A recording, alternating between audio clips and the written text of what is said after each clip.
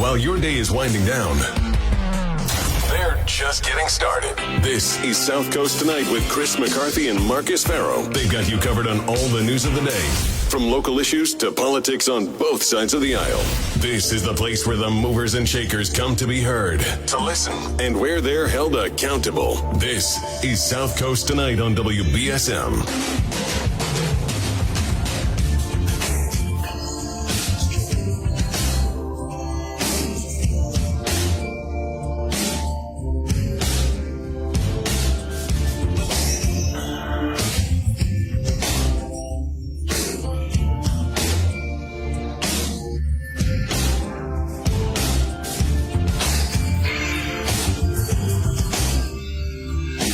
Welcome back to South Coast Tonight. I'm Marcus Farrow. And I'm Chris McCarthy. The podcasts for the first 2 hours are up. You can hear former Sheriff Tom Hodgson react to the release of the ICE videos by Attorney General Andrea Campbell. And you could see those videos right at WBSM.com. Tim has an excellent story I worked hard on. Honestly, it's some of the best reporting we've ever done. So you really need to check that out on WBSM.com or 407.com, whatever works. The links to the videos are right there in the article, so you can check them out. And I've said this before.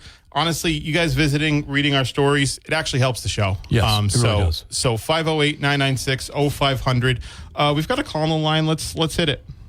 Good evening. Hey, guys. How you doing? Hey, Tom. What's up? Well, I got to start calling this Fascinating Fridays with you guys. What a show. Thank you, Tom. Try to keep it. The first part, which I thought about, the different interpretations that have gone on between the sheriff, the former sheriff, and the sheriff, is real fascinating to me. But one of the things is where Hero is going to be put in a position with the lawsuit pending to request Homeland Security for that report to defend the county. Tom, that's a great point. We haven't heard before. Point. Yeah. I think that's one way of getting that document out. But it was interesting to me last night when he broke the story again. How excited you were, Marcus, on more news from. It's always He's the gift that keeps on giving. That department has been for years. It really has been. I honestly, it's really been incredible. I mean, first of all, great media availability. Right. Second of all, it's there's a lot happening, and that just again casually we talked about a lot of stuff, and all of it was interesting. But then it was good. But then he drops that, and then it goes, oh yeah. Before you let me go, he has a special way of doing that, doesn't he? It's almost like it might be intentional. But he said to me, he's like, I know you'd probably be upset if I knew this and I didn't tell you. I'm like, yes, look, he has a lot of degrees. He must have learned something along the way. He's a pretty bright guy. There's no doubt about it. Yeah. And the other one was with the Texera issue. Yeah. Now, from what I understood, there was a squad of folks. I'll call it a geek squad, if you will. It was like a club that they had working together on different, games and stuff like that. Yes, like an online group. Yeah. Yeah. So what I understood was, yes, he took pictures of it, downloaded or whatever he did, and took him out of the facility of which he's being charged. But I also heard that he wasn't the one that put it on the internet. That's was right. One of the members of the squad. Yeah, it was a 17-year-old kid that put it online. Yeah, so that's a bargaining chip. If I'm his lawyer, for one. For two, but he's going to expose all those guys. All those guys have to be brought in. And I think they've been interviewed by the FBI, according to the New York Times, already. Oh, is that right? Oh, yeah. Yeah. So that's an important piece. But certainly he's going to do jail time. Oh, yes. But the negotiation could, that little piece about him not putting it on the internet could help him. But other than that, he's gone. And that should be interesting. I was just saying to Marcus off the air, it's hard not to feel bad for the kid, at the same time be really angry and disappointed in him. I feel terrible for his mother. I feel terrible for his family. I really feel terrible for the Massachusetts National Guard, because it's a prestigious organization with a great reputation that's been really seriously damaged. This is going to have a real impact on what's called regular military units, active duty, Air Force and Army, working with their reserve components. It's going to have a real problem. Yeah, that's amazing. But anyway, it's an exciting, fascinating Friday show. Thank you. Thank you, Tom. Have a good weekend. Appreciate it. Thank you. 508-996-0500. Good evening. Hey, guys. Hey, Hey, what's good up? So I understand really not exactly what the kid released, but overall lately, more this year than I can recall in my lifetime, one after the other, we've got classifieds being misplaced, mishandled, released, leaked, whatever. I agree with you. And now we've got a 21-year-old and maybe his even younger, less, they didn't take an old friend. Right. Releasing this, and all hell's breaking loose. Well, I guess what I'm saying is, where did these kids get the deep sense of how important this is when nobody up the chain of command has had to take the heat for example, if that kid left his military weapon lying around Right. unattended, that's major. Yes, it is. From day one in basic, Right. that's, you know what I mean? They try to There's take your weapon if you consequences remember, for those yeah. actions. Right. So when you've got the top, all the way up the chain saying, well, I didn't do it, he did it. Well, he didn't tell me not to do it. Well, we told him not to do it. You have got that kind of leadership leaving millions of dollars worth of stuff around and then pointing fingers at each other. There's like a major, first of all, tons of people haven't been wanting to join after that. Correct. Because you're like, well, we put 20 years of our lives on the line. Right. Or our body parts are missing, and this is what's going on. Right. And then if there's a military person who stands up and says someone needs to take accountability, They get fragged. they attack him. Right. So what I'm saying is, where are they expecting, like when you were in, when my husband was in, when my son was in, when my brother was in, my father was in, it may have been a different time period where there was respect. They taught you during basic to get your, you know what I mean, get yourself in check. You're all a team. Your life depends on you, Yes. But right now, when you've got from the president up and down the chain, no one's taking accountability. I haven't seen anybody else. Like, I'm looking forward to seeing how this kid's going to pay so much more. And it was nothing to be discounted. This was horrific what Yes. he did. Yes. But I'm saying you're taking basically somebody who's probably a child, and they probably are filling positions with people that aren't maybe to the caliber that they would like Right. because of a lot of decisions made in the military. I totally agree with you. You get vaccines or you get out. Or, Yes, yes. When your leadership is leaving you feeling less proud of yourself. Same Right. thing with fire and police and nursing and teaching. A lot of these fields are going to be basically scraping the bottom of the barrel going, good luck in the operating room, good luck with your fire, because we're now, there's been a lot of decisions over the past few years that have made the caliber of workers out there just maybe not as great. We're going to just hire somebody because we need a body over here. Yes. I'm not saying that's the case with this kid. It looks like, to me, I tell you what, I have to believe, for whatever reason, at a full strength, this young man would not have been in this position, certainly not alone. That they would have had, ultimately, someone doing this kind of work probably would have had a two-signing authorization, just like at a business when no one person can sign a check, something like this. Like he's under somebody's wing Right. until he can fly on his own. Right. And that's what I'm saying. I'm not looking forward to, people in all kinds of first responders, teachers and everyone else. What can go wrong? Right. But I'm saying when there isn't strong, solid leadership, we're in a major situation. This one kid now we know of. We don't know what else is going on. If you don't have accountability and strength at the top, this is unfortunately what's happening. It's a sad state of affairs right now. It really is. I think that I because of this case, I went back and looked at the Chelsea Manning case, who of course had leaked documents as an enlisted soldier. Wasn't it drone footage too? Was it something else? He had done drone footage. Yeah. And he was sentenced to prison. President Obama commuted his sentence after 7 years. He got a 35-year sentence. He did 7. He came out and became a celebrity Crosby, Stills, Nash wrote a song for him. He was given a Harvard fellowship. He was given an award by some peace group, some German group, although they wouldn't let him into Canada. He was really made into a... They have better standards. They really did. They wouldn't. He became a celebrity because he leaked documents. Isn't there always a tension though between like the duty to not reveal that information, right? The duty that you have as a soldier to not release that information, or as an employee of the government, and knowing that there's things that are information that is available to them, that if it was released, the public would be aware of something that they'd probably see as a malfeasance of the government, like the Pentagon Papers, like the metadata gathering that Snowden released. So if you do it, you got to pay the price.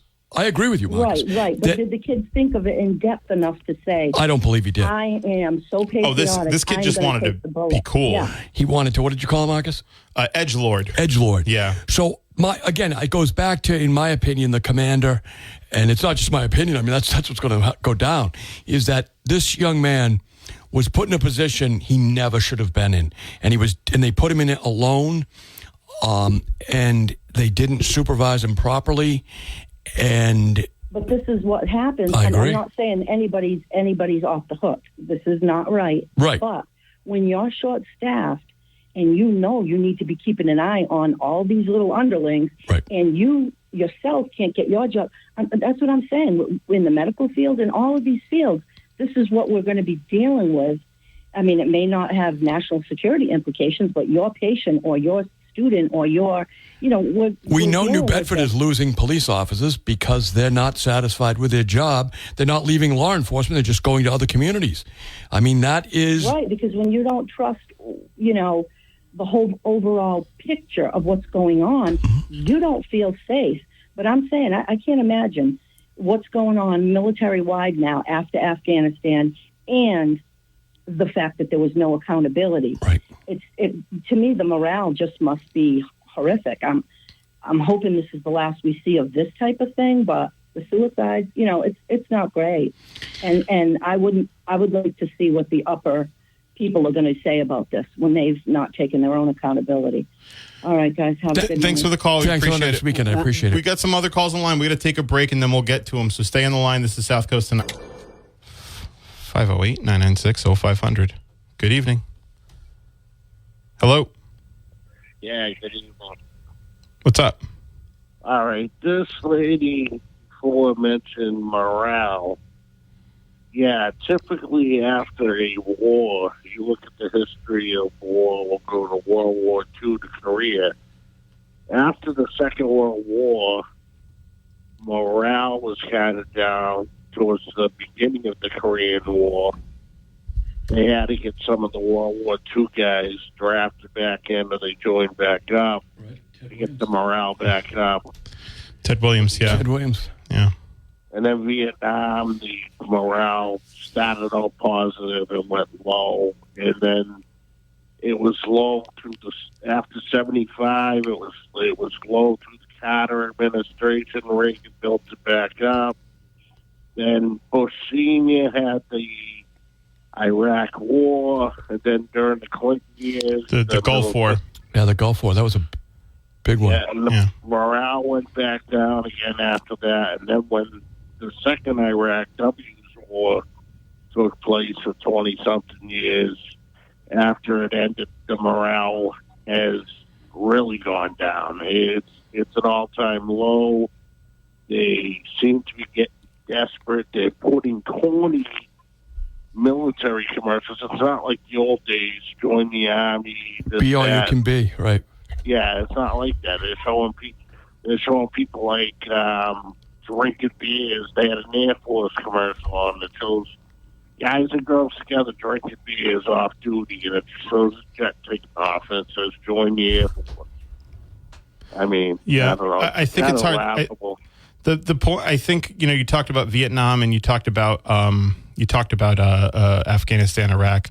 The Gulf War was largely, I believe, seen as a success, right, with Bush Sr. It's the reason the Soviets quit the arms race. And so, people actually forget that the Cold War was officially over. They say Reagan, it was officially over under Bush. That's when the Berlin Wall came down, right? It was under Bush in 1990. But when the Soviets saw what we did in the Persian Gulf, they said, that's it. We can't dominate it militarily. We got to quit. Well, so I think you talked about Vietnam and Iraq and Afghanistan. They're largely seen, because they're both largely seen as quagmires. Between World War II and Korea, the morale, they cut back. They cut back on the military after every war. Yeah, well, World War II is like, a lot of people, I think, believe, is the only one of, like, the last war that had, like, an end and like a gratifying like an end and like a point, right? Yes. Because no one has it. Everybody, I think, largely agrees the Afghanistan, the Iraq wars were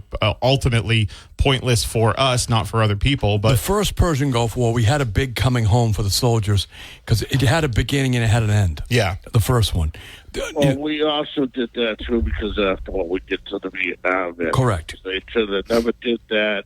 I think, honestly, they should have something in Washington to apologize to all guys and women that served in the Vietnam War for the way we treated them. There's no excuse for it.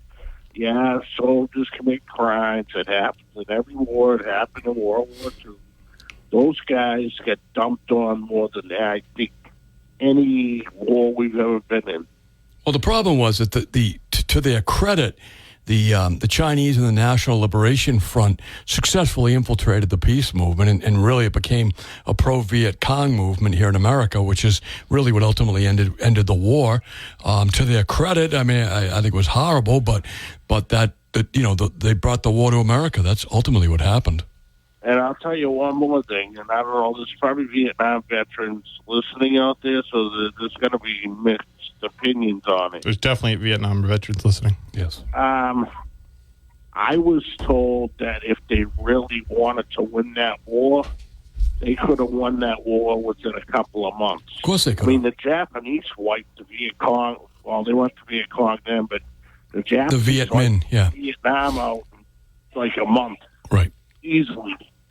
Oh, yeah, we could have done it. Goldwater had a plan, but that's they didn't do it, so that's where we're at. Now we just wrecked people's lives, and people are in the ground and everything. It messed families up. Yeah. War is horrible. It's why our government, as laid out by the founders, required that the People's House vote to declare war. We don't do that anymore. I think it's a very, very... Sometimes you hear people say, the arcane language of the Constitution, there's a reason for it, and it really disturbs me that Congress doesn't exert its authority. Yeah. One more thing, too. It's sad. Remember I was telling you about my father? Yes. Yes. Unfortunately, he passed away in February. No, I'm sorry to hear that. Oh, that's terrible. I'm sorry to hear that. Yeah, it's a shame. And me and him weren't on talking terms, so it was horrible. I couldn't say goodbye to him and pass and stuff. But I still look up to him, and he told me plenty of stories, and I have plenty of memories. And I don't know. Yeah, my father died 6 years ago, very suddenly and very shockingly, and it's terrible. But you have the memories, you have the lessons he taught you, and you just keep on keeping on. You carry on. Yeah. The only thing I can't figure out is why they didn't bury him with my mother. That's where he wanted to be buried. They buried him up in the veteran cemetery in Bourne. That was his second wife's choice, I guess. But I honestly think, and this is what I'm mad about, is he should have been buried with my mother because that's what he wanted. Yeah. Well, wherever he is, I hope he's at peace, and I hope you I hope you pull through. Like I said, we both lost our dads, and we're here, we're doing this, so it gets easier. It does get Marcus. That's the right message. It gets easier. Thanks for the call, thanks, brother. Have a good night. Appreciate it. 508-996-0500. We're going to take a break. We'll be right back. Download the WBSM app and listen to us everywhere. Victor deployed for the first time to Afghanistan in 2003. At 4 a.m, my phone rang. They said, "I regret to inform you that your husband was wounded in action." Victor sustained a moderate traumatic brain injury. I was doing school full-time, and I was also then caring for Victor. One of the most important elements of caregiving is taking care of yourself. I just didn't want to forget that I also had goals and that I also had a life. What I did is I challenged Victor to meet me halfway. There are almost 6 million military and veteran caregivers across the nation. We have our own journey, and we can fulfill that journey at the same time that we are helping our loved one. Visit aarp.org/caregiving for a free military veterans guide to navigate your caregiving journey and better care for your loved one and yourself. Brought to you by AARP and the Ad Council. The next disaster is coming. The time to get ready is now. Make a plan. Identify meetup locations and people you'll need to contact. Put your contact list in your wallet, on your phone, and somewhere visible in your home. Build a kit. Store enough food and water for 3 days. Don't forget your pets. And consider buying a pre-made kit. Keep at least 7 days of medication on hand. Work with your pharmacist and insurance company to secure the extra doses. Make copies of important documents. Keep them on your phone, in the cloud, or on a USB stick. Stay informed. Learn about local hazards. Take courses in CPR and first aid. And sign up for local alert systems. An early warning can give you the time you need to prepare for a fast-moving disaster. Be ready.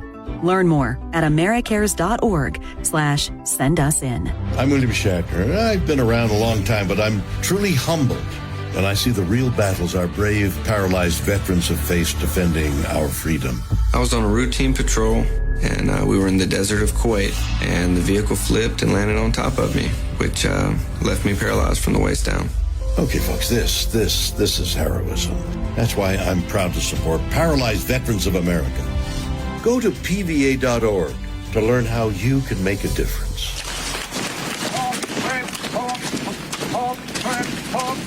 Get hot! As a veteran of the United States military, I can finally get the opportunity to enjoy special events, like a date with my wife, or going out together with my family and friends, things that we couldn't afford, thanks to VetTix. Every empty seat at a concert, a game, motorsports, or a play is a missed opportunity to say thanks to a veteran and service member. We can help. We can give our veterans a special event where they too can create their own cherished memories. Find out how by visiting www.vettix.org. That's www.vettix.org. Find out how you can make a difference in a veteran's life. The voices in the night that cover the news of the day. I heard the voices too. Chris McCarthy and Marcus Farrow. More of South Coast Tonight happens now on WBSM. So, Marcus, forgot to ask Hodgson what his favorite TV show is. That's been my new thing. I'm going to say it was Dragnet. That makes sense. Right. I could see Dragnet, yeah. Maybe Gilligan's Island. Yeah. I don't know. Gilligan's Island was a pretty good show. Gilligan's Island was a good show. It went from black and white to color. Yeah. You know? The story up at WBSM.com is fantastic. Folks, we often don't have video, but now we have the video up there as well. You can see them pushing around all the things you bought them. The washing machines, the dryers, all that stuff being washed around and being pushed around and used as blockades at the doors, along with a really fantastic story by Tim Weisberg. So go to WBSM.com and check it out. Yeah, you can see the full video. There's a good synopsis of it. And there's also comments from both former Sheriff Hodgson and current Sheriff Farrow. And if you missed Sheriff Hodgson, we have the podcast, and all the previous shows are up as podcasts, which, by the way, we take all the commercials out. Yeah, there's no well, there is a There's some advertisements, but there's no commercials. Right. They're not commercials. They're just ads. Yeah, they're just ads. we get to your mind anyway. But yeah. So you check out. So if you missed something, or if you want to hear something or play something for a friend, they're all up there. All the shows. 558 episodes so far. That means we've been on the air 558 hours. It's pretty amazing. It's pretty good. So, Marcus, we were talking about the leak. We were talking last week earlier this week about Bobby Kennedy running for president. Yeah. We're talking about what was interesting. One of the interesting revelations actually was Sean Oliver calling in to South Coast Tonight on Wednesday, right? Yes. I think that's worth mentioning. I do, and his podcast is up there. Yeah. So Sean Oliver's talking about the mayor's vetoes and the impending potential overrides. Yeah, so the way it works is they've got I don't know what's called spreading, whatever. So they got some weird term for it. Spread on the table, I think, something like that. Yikes! So they've got it. Yeah. So basically, when the Mitchell vetoed those 3 ballot questions, the rent stabilization, the reducing the 4-year mayor term to 2, and gutting the CPA, the Community Preservation Act, the council has to wait a cycle or 2 cycles or whatever to override the veto. And what we've learned is that at least one counselor has changed his vote originally on the CPA question. He voted to move that CPA question forward. He's actually going to vote to sustain Mitchell's veto, which means he's voting against putting that question on the ballot because he said he understood the value of the Community Preservation Act. So I think that's all you can ask from an elected official is that if they take a vote that might be their constituents don't like or might be incorrect, and they learn some new information, they change their behavior based on that. And it's important to remember that these questions came out of nowhere. Mm-hmm.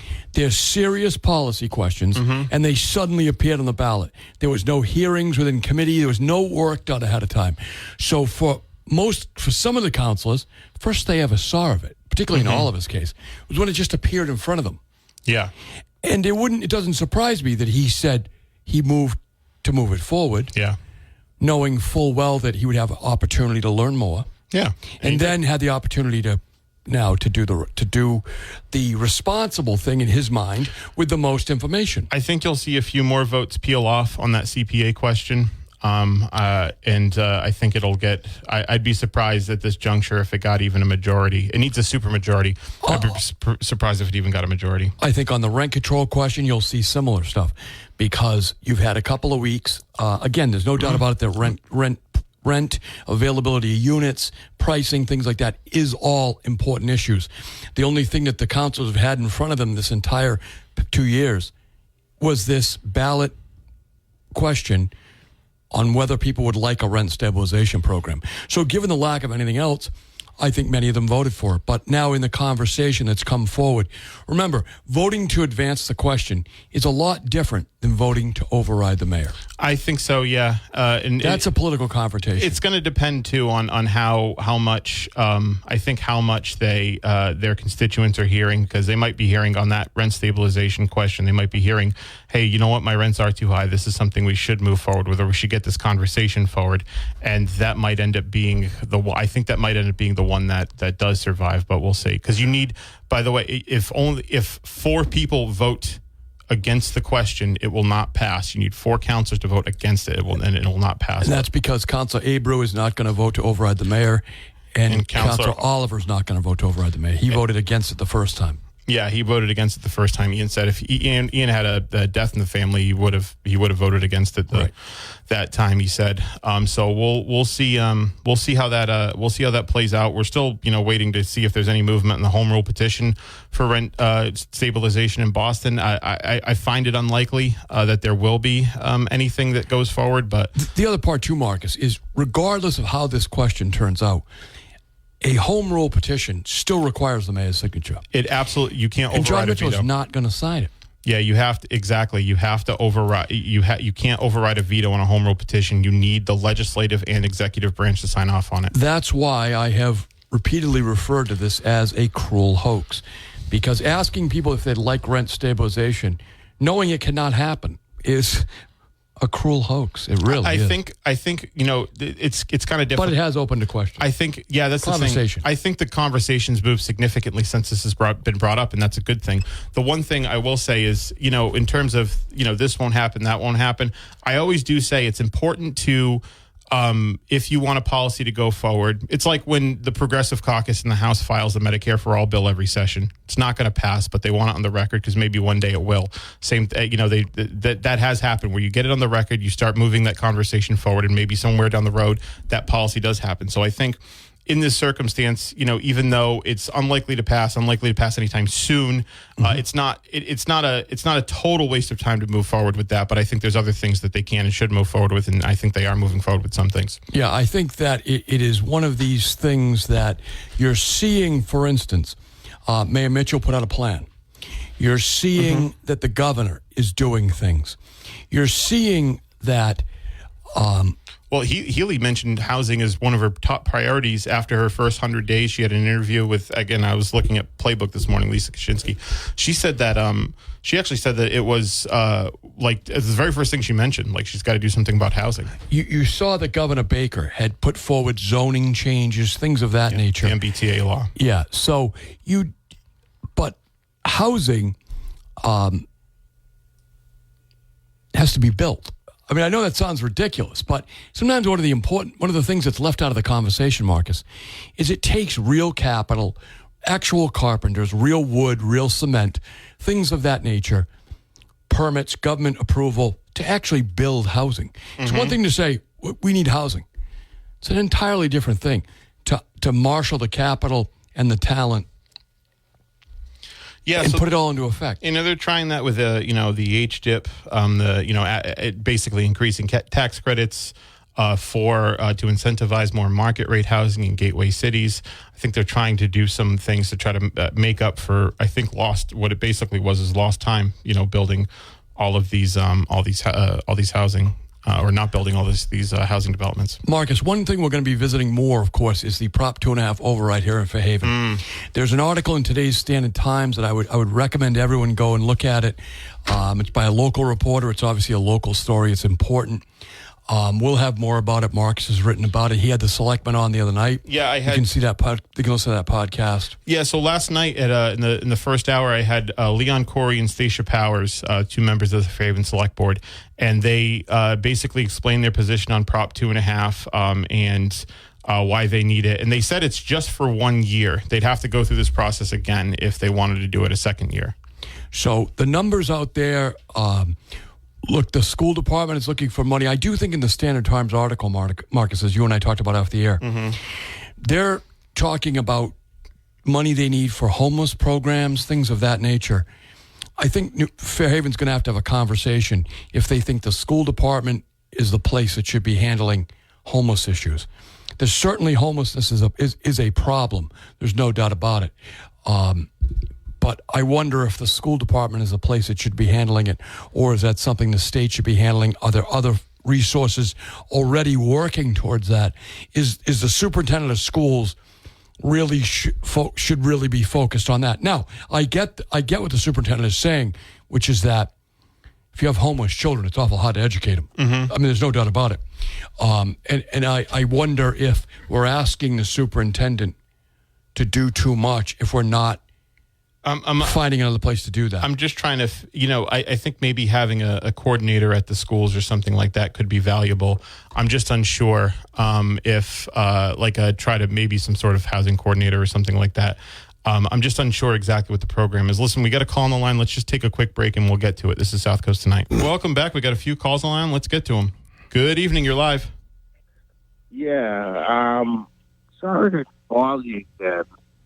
I heard somebody talking about that today, but I had heard nothing about that previously, that Mayor Mitchell vetoed something about reducing rent. Yeah, he vetoed. Thanks for the call. We'll explain it off the air. So he vetoed a ballot question that asked people if they wanted to do a rent stabilization ordinance. We've been talking about it for months. Months, right? At least a month. Good evening. Good evening. How's it going? Buddy. Oh, all right, guys. Hey, I want to ask you a simple question, I guess. How's Big Al doing? I haven't heard. As far as we know, last I heard, he's stable. Yeah, he's doing well. Yeah. He's doing okay. Yeah, last we heard. Yeah. Yeah, again, I haven't heard much. Usually he'd call into the station and have a few things to say or something, and it seems like he's just dropped off the the radar screen. So I was just wondering and concerned. Yeah, the last I heard, he was situated and doing okay. That's it. Yeah, I mean, I think that let's let Big Al, be. Yeah. Yes. Yeah. That's the way I would put it. Okay. All right. That's all I thought. I thought I was asking an innocuous question. No. I get it. I just I think he's he's figuring it out. He's got a lot of great people around him, and it's being figured out, and he's figuring it out. Oh, all right. I didn't mean to cause any No. It's not a big deal. No big deal. Totally legitimate question. Okay. Well, then I might as well go to something else. Yes, sir. I got on TV right now, C-SPAN, and they got a program that I've watched before, and it's called Taxes Have Consequences.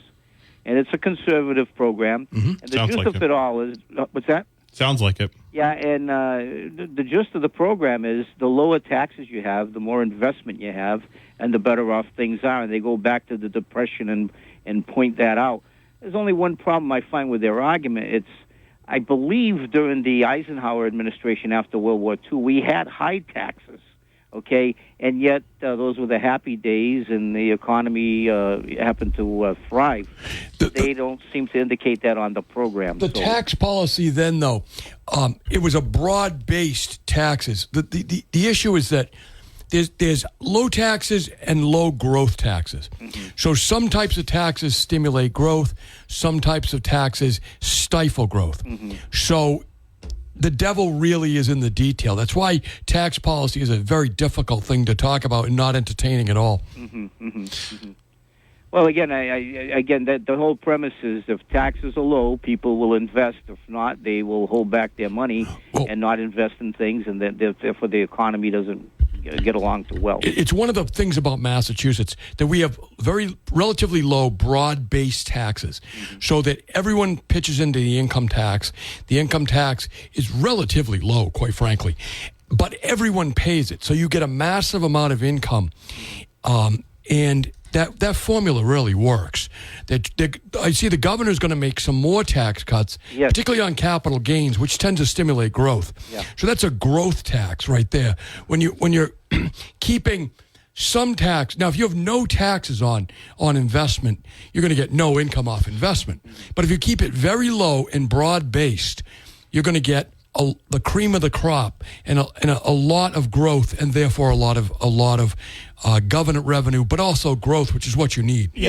And conversely, I remember it was Brownback back in like 2014-ish, 2016-ish, had tried the big Kansas experiment where they'd basically slashed income taxes, all taxes across the board, and they were like at the point where they were selling off squad cars because they didn't have any money. Right, because you have to keep it the reasonable rate, which is low enough and broad-based. But if you cut it to zero, you're literally collecting no revenue. Right? So we collect it just over 5%. I think that's pretty reasonable, Marcus. Yeah. Right? 5% of your income, okay, is not a lot. Yeah. Right? It's how the money is spent. Yeah.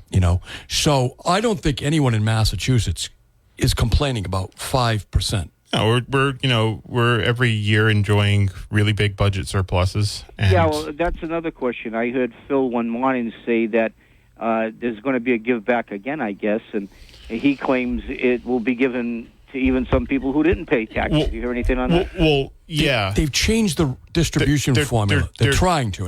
They've proposed the change to the distribution formula. So the 62F, which, definitely caught them off guard. You knew once they got their feet under them, they were going to try to reform it.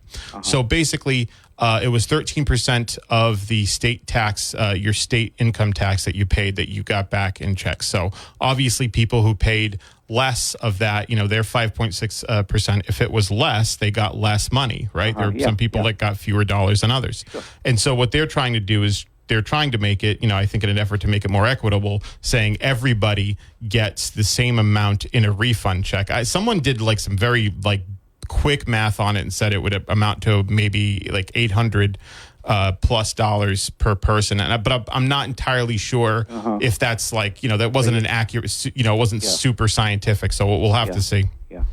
I think their argument is probably going to be that it'll stimulate the economy more by doing it that way. Well, it causes I'm honestly surprised they haven't tried to. Well, it will cause inflation. I do agree with that. It's kind of a two-edged sword there. I'm honestly surprised that they haven't tried to just nix the law entirely. I think that they've probably figured out that by doing it this way, they're actually going to have the ability to stimulate the economy more so, because it's directly giving people money. Yeah, right. What's better than that? Right. From a government perspective, from a re-election standpoint. That too. Right. Yeah. I mean, if you've got the money in a lockbox on Beacon Hill, right, you're not really turning anybody on. But if everybody gets a check for $500-600, where do I vote? Right. Right? I mean, that's what it comes down to. It's a good point. But we're not entirely sure if 62F is going to come into effect this year, are we? We aren't. Yeah. Well, again, I was just listening to Phil's show, and he was saying something about that it was going to be given back to everyone, even regardless of how much taxes you pay. Only if it's only if it's triggered. Yeah, if it's triggered, it might not be. Well, that was the first time in 35 years it was triggered. So yeah, but supposedly, I guess the state is doing real well again, taking in money and stuff. They don't seem, and they got now the gambling, feeding them as well as marijuana, gambling. Yeah. We put the mafia out of business. Yeah, right. That's the whole idea, I think. Right, we took it all over. Yeah. So, what do you think Healy's relationship is going to be with her Democratic state legislature? I think it will be contentious. Fine. Yeah, I think they'll be fine. There's no Republicans to fight with. Who's going to fight? Yeah. Yeah, but they might need to blame somebody if things go wrong. No, that's what I mean. You can't blame you don't want to blame the governor. She's a Democrat, There are definitely... There's going to be... There was traditionally problems under Dukakis and the legislature. There is a party, but it's like someone has to want to get their way, right? They don't have identical... They're not entirely identical, actually, No. and they're actually Healy's to the right of them on free college, for example. She's I think pretty significantly to the right of Senate President Spilka. So I think that and actually, the estate tax too. I think there's some tension there. Her position on the estate tax and even capital gains. I think and again, we are a very capital intense state. There's a lot of money here. There really is. And money is very fungible. It can leave the state very easily. I think Healy is looking at, let's lower it a little bit so we can get more of it. That the fear of it leaving is so absolute, and it really is true. That's a true thing, that she's saying, look, it is a pain to move the capital. If we can tax it a little lower, we can get more of it. And I don't think that's a bad policy. Hey, thanks for the call. We appreciate it. Okay, guys, have a nice weekend. See you, my friend. That'll just about do it for us. I will. It was a good show. Another great Friday night in the books. And that's pretty much it, Chris. We'll be back on Monday. Until then, enjoy Ken, Brian, and Jessica tomorrow, Jim Phillips on Sunday, and we'll catch you on Monday at 7 p.m. Got another great slate of guests for you then. You'll have to stay tuned to find out who. And go to WBSM.com to check out Tim Weisberg.